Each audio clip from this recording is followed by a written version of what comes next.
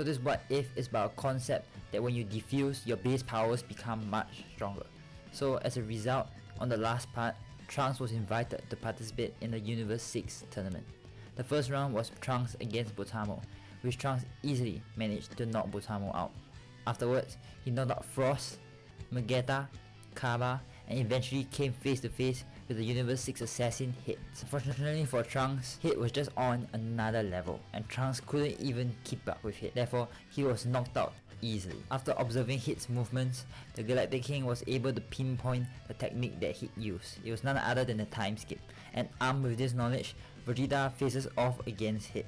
Due to his power, Super Saiyan God was already enough to keep up with Hit. However, as soon as Hit advanced his time skip, Vegeta started getting pushed back, therefore transforms into Super Saiyan Blue, and this allowed him to knock Hit out for good, allowing for Universe 7 to win the tournament. Next up we have the Future Trunks saga, and Zamasu takes Vegeta's body instead of Goku's body because he hasn't seen Goku in action.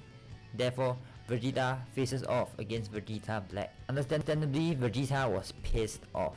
How could this random dude take and use his body for evil deeds? Therefore, he transforms into his newly acquired Super Saiyan Blue evolution and finishes off Vegeta Black for good. Let some random copycat walk around free like that. After Trunks tanks Vegeta, he returns back to the past. However, he notices a new individual there. He couldn't sense his energy, and this individual was none other than Zamasu. Zamasu wondered why Vegeta Black didn't return, and decided that he would just do this himself and eliminate all the mortals. Trunks of course stands in Zamasu's way, so Zamasu's first objective is to kill Trunks. Of course, Trunks wouldn't just sit there and let Zamasu kill him, so he transforms into Super Saiyan 2. Therefore, the fight between Trunks and Zamasu begins. Trunks obliterates Zamasu fully with a Gallic gun, using up a lot of his energy. Trunks heaves a sigh of relief. At least the fight was finally over. However, he was very wrong, as Zamasu seemingly pops out of nowhere. Trunks was hella confused. How did that happen? Zamasu merely laughs at Trunks, mocking him for his stupidity. Trunks lunges towards Zamasu, punching him multiple times over and over again, wanting to kill him for good. However, Zamasu merely laughs at Trunks' punches, as all the punches just seem to do nothing to Zamasu. Zamasu seems to regenerate everything that Trunks was doing to him. Trunks realizes that Zamasu could actually be immortal. As Trunks finally punches Zamasu away, he decides to make a strategic retreat as he masks his energy and heads on towards Capsule Corporation. Trunks uses the time machine at Capsule Corporation to travel back to the past once more. He had no idea what to do. After all, Zamasu was invincible. Bulma notices Trunks' return and asks Trunks what was the matter.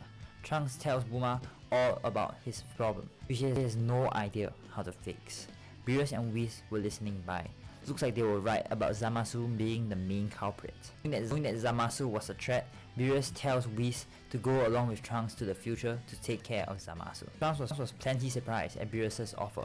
After all, Beerus didn't take a liking to time travel. However, Beerus was willing to make an exception just this time. So, Whis travels over to the past, and using a Z-sword that was very familiar, he seals Zamasu away forever, defeating him once and for all. Trunks tanks Whis as Whis travels back to the present. And just like that, the Future Trunks saga is resolved. So now we move on to the final saga of Dragon Ball Super, the Tournament of Power. So who will be part of the team in the Tournament of Power? So obviously, we have Goku and Vegeta. That's kinda obvious. They are the strongest people here. Afterwards, we actually have Trunks and Goten this time around. Due to the power of fusion, Trunks and Goten are actually really strong in this version of events. Of course they're still kinda immature and lacking experience, but the power more than makes up for it. Afterwards, of course we have Gohan and Piccolo. Then we have Android 17 and 18. Roshi and Krillin are the last two members of this team. So now we move on into the Tournament of Power. So the start of the tournament actually goes pretty much as usual, with Goku, Vegeta, Android 17 and Android 18 splitting up from the main group. Meanwhile, the rest of the team stick together as they try to maneuver the chaos that was the Tournament of Power. However, Gohan quickly spots a problem.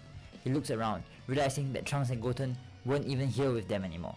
They were supposed to stick with them the entire tournament because they were the least experienced fighters. However, they somehow sneaked off. Gohan face palms, frantically looking around in search of Goten and Trunks.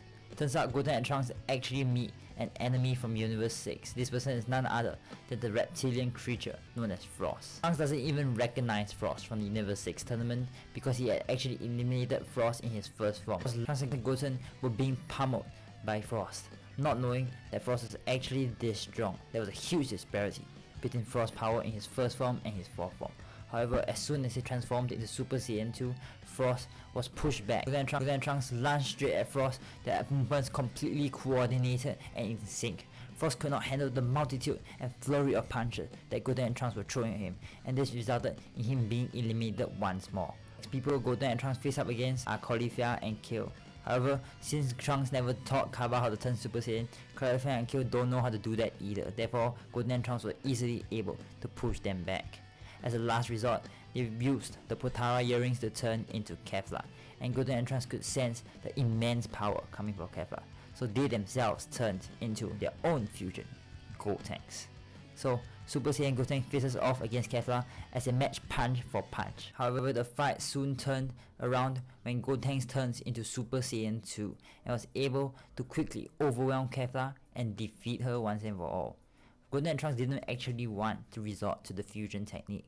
However, since someone else had used it, they would have to use it too. So afterwards, we'll cover Android 17 and 18's journey throughout the Tournament of Power. So they face off against Universe 3 girls, able to swiftly eliminate them. So the next main highlight is Goku versus Jiren, as Goku stands in front of Jiren as they begin to face off, their auras emanating throughout the arena. Everyone could feel the sheer power coming from these two fighters. So will Goku's extra power be able to defeat Jiren? Will Jiren be able to defeat Goku? Well, you'll find out next time on Dragon Ball Super.